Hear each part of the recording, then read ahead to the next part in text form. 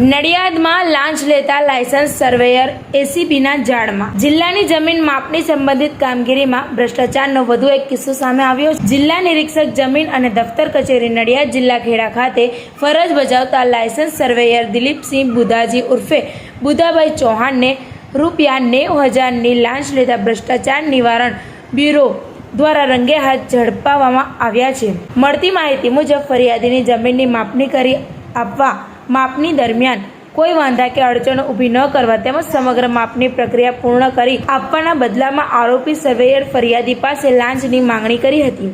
ફરિયાદીએ આ અંગે એસીબીનો સંપર્ક કરતા અધિકારીઓએ પ્રાથમિક તપાસ હાથ ધરી હતી। તપાસ દરમિયાન લાંચની માંગણી પુષ્ટિ થતાં એસીબી દ્વારા છટકું ગોઠવવામાં આવ્યું હતું, જેમાં આરોપી ₹90,000ની લાંચ સ્વીકારતા રંગે હાથ ઝડપાઈ ગયો હતો। એસીબીની ટીમે આરોપી વિરુદ્ધ કાયદેસરની કાર્યવાહી હાથ ધરી છે અને સમગ્ર મામલે વધુ તપાસ શરૂ કરી છે।